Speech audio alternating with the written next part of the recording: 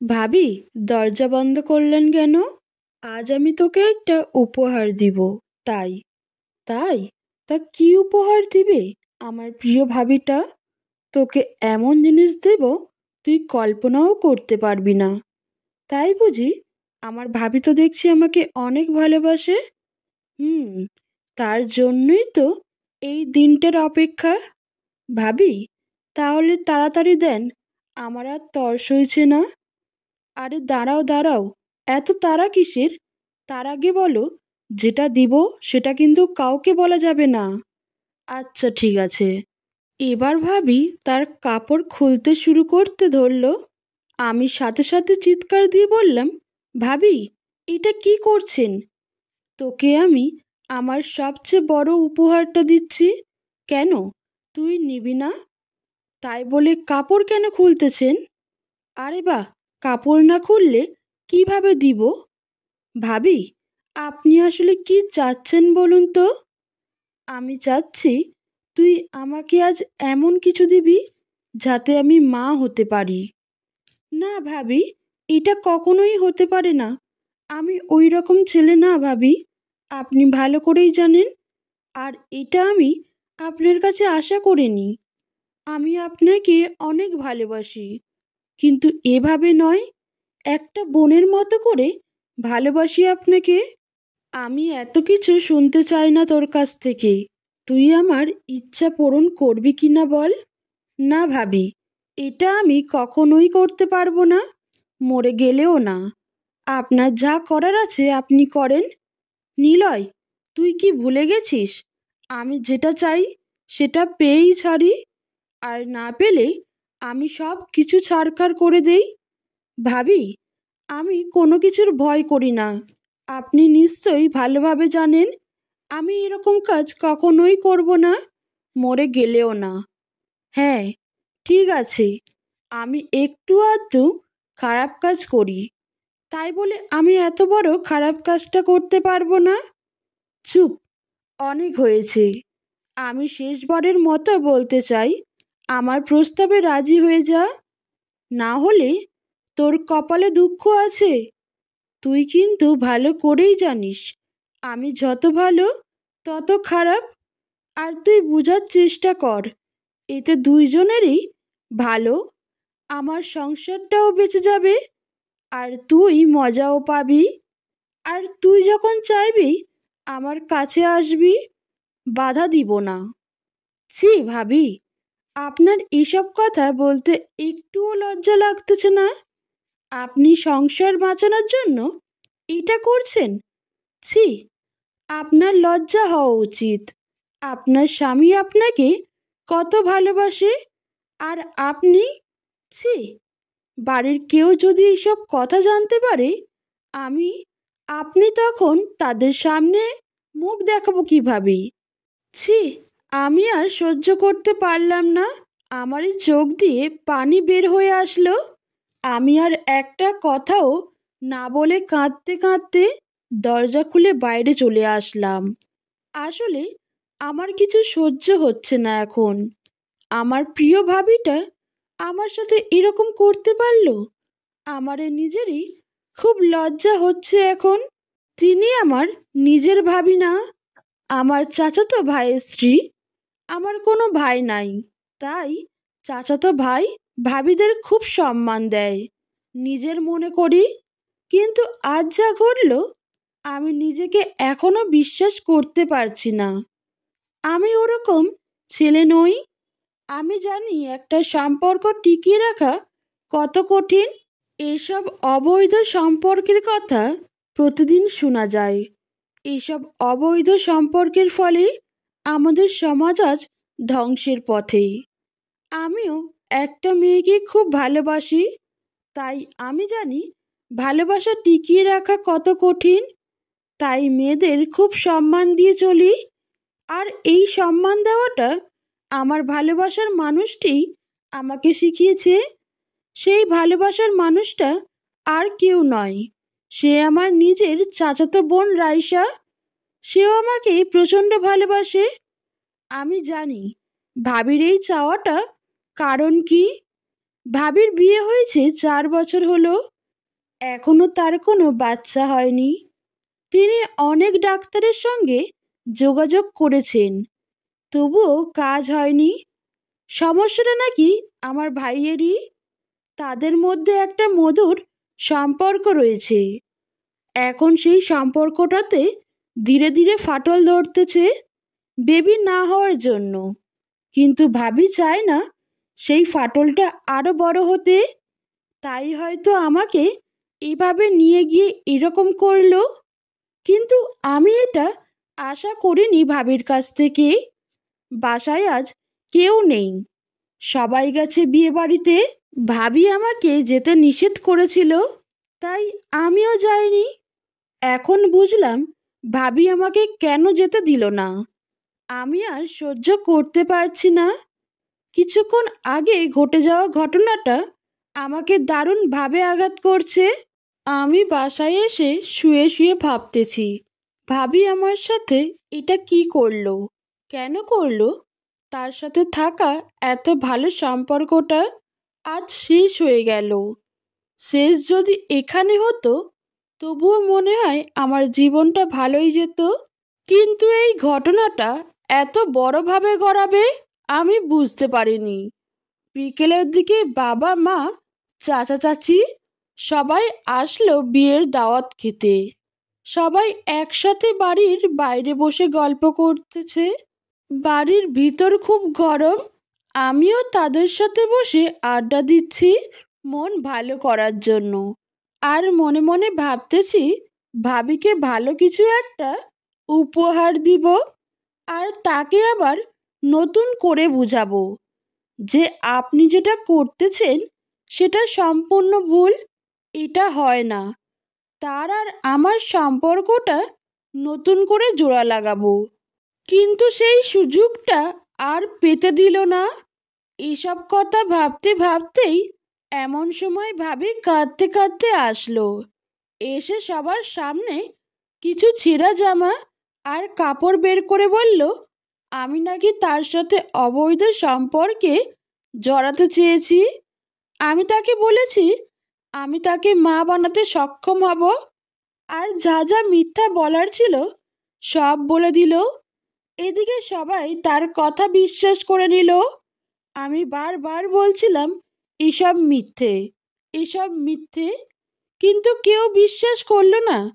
কিভাবেই বা বিশ্বাস করবে? বিশ্বাস না করার অনেক কারণ ছিল। তার মধ্যে একটি হলো, একদিন আমি বন্ধুদের পাল্লায় পড়ে একটা মেয়েকে ইভটিজিং করেছিলাম।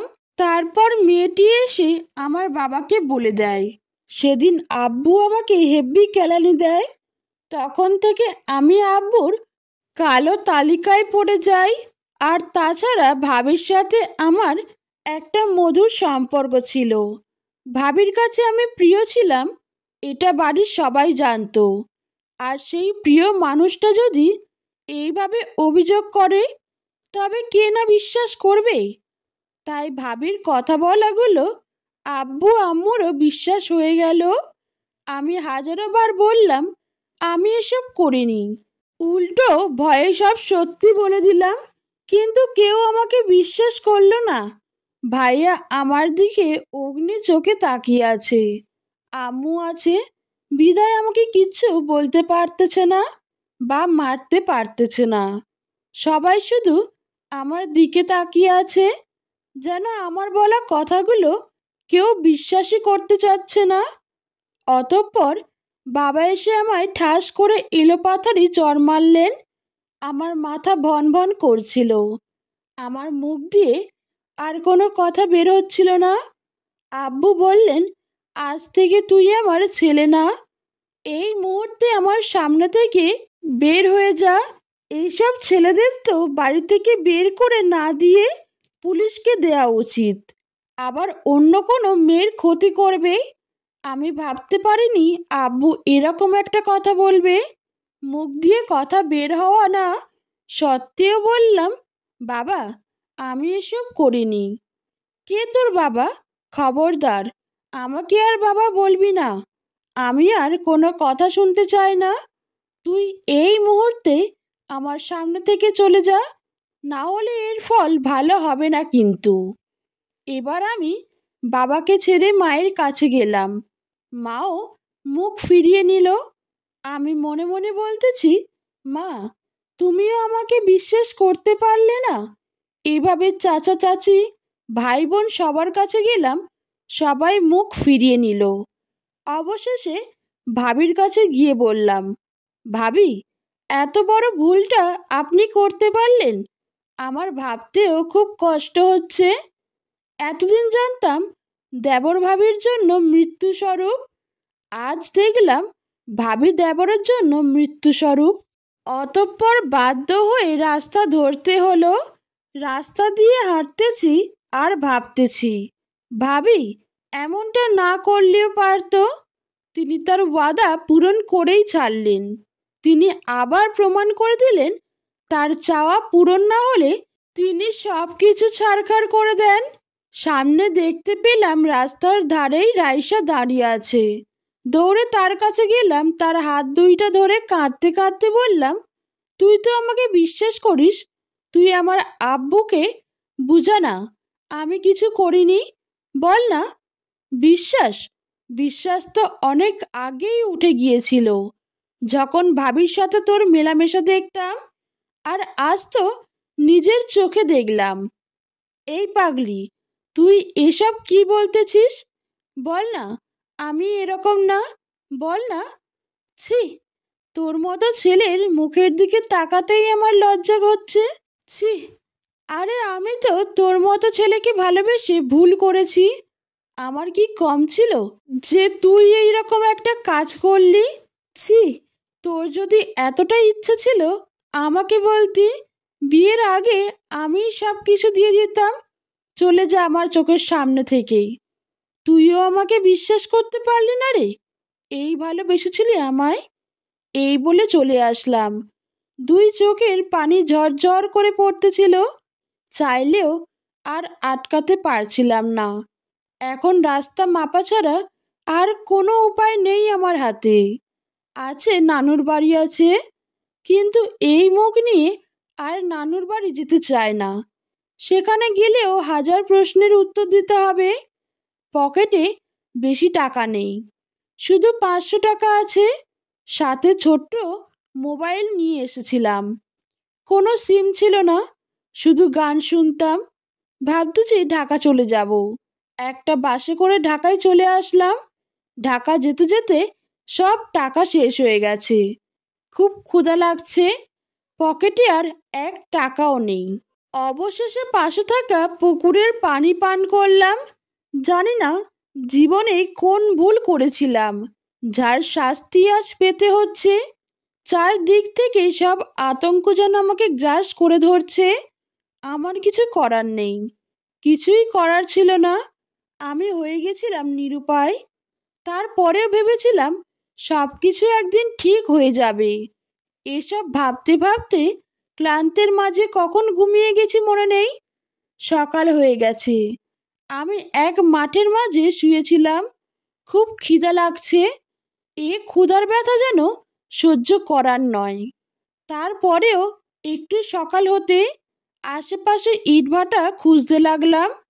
কিছু তো করতে হবে, না করলে টাকা পাবো কোথা থেকে?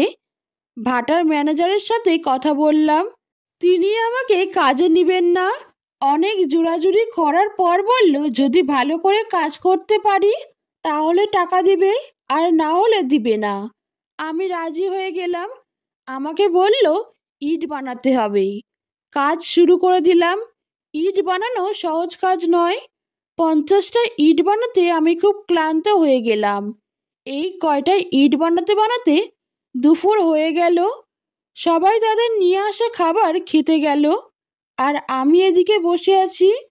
আমার বারবার মনে হচ্ছিল আমাকে কেউ একজন বলুক, বাবা খাবার নিয়ে আসো নাই, আসো আমরা ভাগাভাগি করে খাই। না, কেউ বলল না। আমি খুবই ক্লান্ত, অজ্ঞান হবার মতো অবস্থা।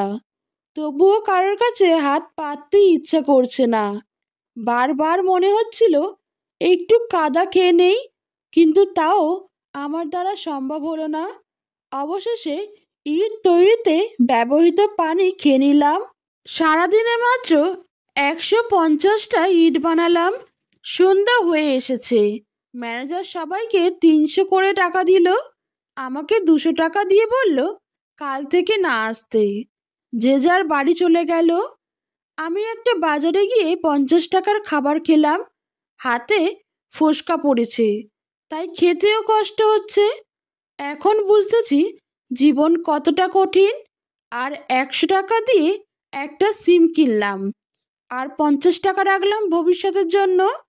নতুন সিম কিনে আমার একটা বন্ধুকে ফোন দিলাম, যার বাড়ি আমাদের বাড়ির পাশেই। আমার ছোটবেলার বন্ধু, একই সাথে পড়ি। তার নাম্বারে ফ্যাক্সি লোড দিতে দিতে তার নাম্বারটা মুখস্থ হয়ে গিয়েছিল।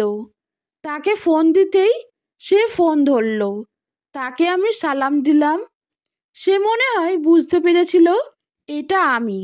সাথে সাথে হাউ মাউ করে কেঁদে দিল আর বলল, আমি জানি তুই এই রকম কাজ করবি না। কেমন আছিস রে? যেখানে কাঁদার কথা আমার, সেখানে সে কেঁদে দিল। আসলে বন্ধুর তুল্য কেউ হয় না। আমি ভালো আছি রে। তুই কেমন আছিস? বাড়ির সবাই কেমন আছে রে? সবাই ভালো আছে রে। ওরা তো সুখে থাকবেই। এ, তোর কাছে টাকা পয়সা আছে তো? ঠিক মতো খাওয়া দাওয়া করিস তো? টাকা লাগলে আমাকে বলিস, বিকাশ করে দিব। এবার আমিও সত্যি সত্যি কেঁদে দিলাম। সাথে সাথে ফোনটাও কেটে দিলাম। বারবার চিৎকার করে বলতে ইচ্ছে হচ্ছিল, হে আল্লাহ, আমার সাথেই কি এটা হওয়ার ছিল?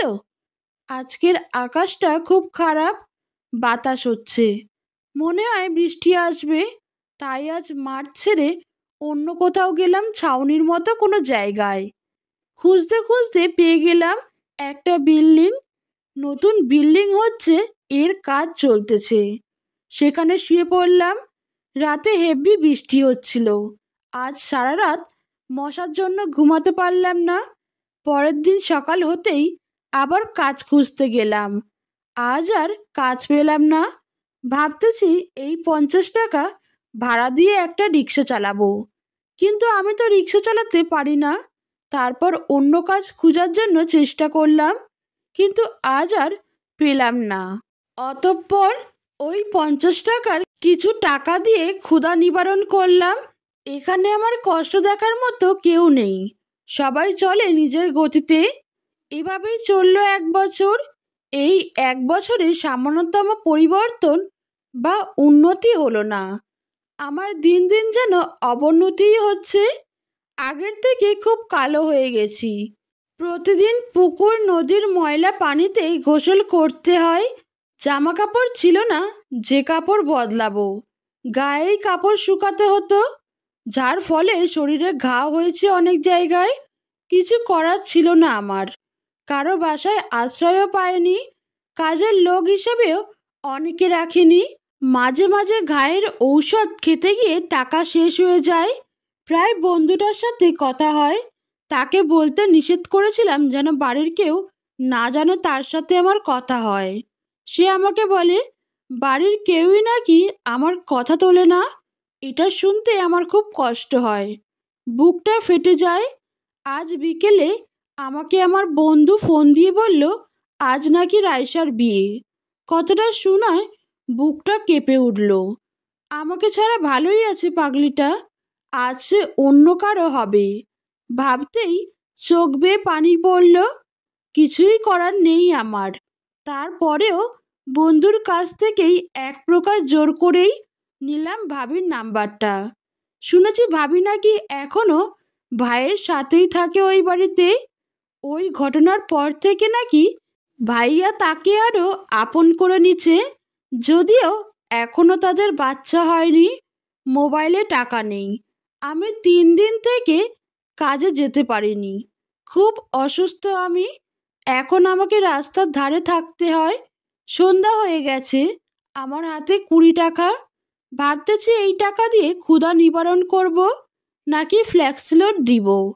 এই পাশে আমি ক্ষুধায় কাতর, আর ওপাশে রাইসা আর পরিবার হারানোর ব্যথা। তারপরেও ক্ষুধার ব্যথাকে চাপা দিয়ে মোবাইলে টাকা ঢুকালাম। রাত 8টার দিকে আমি এক খোলা মাঠের মধ্যে খানে বসে আছি। হয়তো বিয়ে শুরু হয়ে গেছে, হয়তো ভাবি আজ খুব ব্যস্ত রাইসাকে সাজাতে। তারপরেও ফোন দিলাম সেই প্রিয় ভাবিটাকে। কয়েকবার ফোন দিতেই ফোন ধরল। কেমন আছেন ভাবি? কে বলছেন? এত তাড়াতাড়ি ভুলে গেলেন ভাবি? কে, নিলয়? হ্যাঁ ভাবি, কেমন আছেন? সাথে সাথে চিৎকার দিয়ে বলল, নিলয় তুই এখন কই? তোকে আমি অনেক কষ্ট দিছি, আমি অনেক ভুল করেছি, তুই ফিরে আয়। আমি আমার পাপ সবার সামনে বলে দিব, তুই ফিরে আয়। আমার খুব কষ্ট হচ্ছে তোকে না দেখে, আমি রাগের বশে এইসব করে ফেলেছি, তুই চলে আয়। ভাবি কাঁদতে কাঁদতে বলতেছেন, সেই সুযোগ আর নাই ভাবি। ভাবি আমি 3 দিন ধরে না খেয়ে আছি ভাবি। ভাবি আর মনে হয় না আমি বাঁচব। খুব কষ্ট হচ্ছে ভাবি, খুব কষ্ট হচ্ছে। তুই তাড়াতাড়ি বল কোথায় আছিস, আমি তোকে গিয়ে নিয়ে আসবো, তাড়াতাড়ি বল। ভাবি আমি অনেক বহু দূরে আছি ভাবি, আর কিছুক্ষণের মধ্যে মনে হয় অজানা দেশে চলে যাব। ভাবি আমি সহ্য করতে পারছি না ভাবি, আমাকে ক্ষমা করে দিয়েন ভাবি। ভাবি আমি আপনাকে এখনো ভালোবাসি একটা বোনের মতো করে। কেন জানি না আপনার প্রতি আমার ঘৃণাটা আসেনি ভাবি।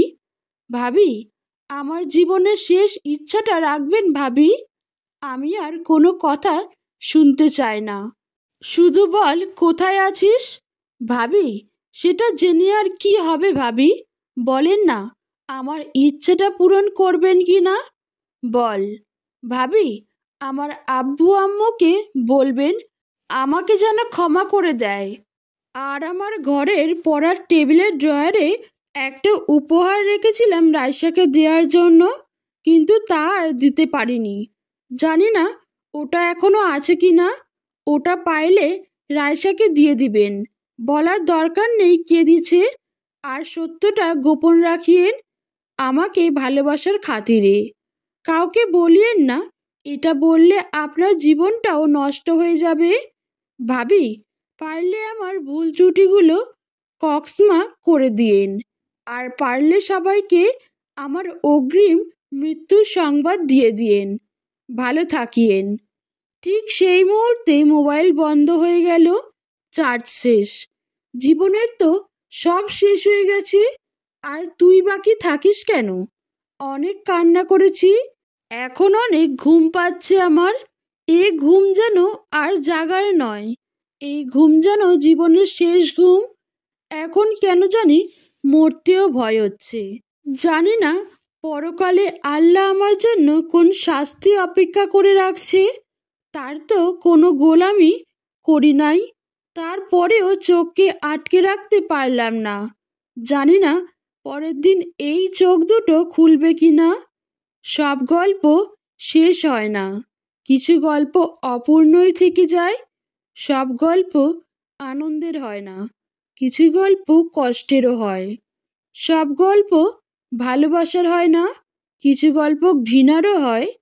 সব গল্প সফলতার হয় না, কিছু গল্প ব্যর্থতারও হয়। সব গল্প ভালো লাগার হয় না, কিছু গল্প অবহেলারও হয়। সব গল্প বাস্তবের সাথে মিল না, বেশিরভাগ গল্পই অবাস্তব।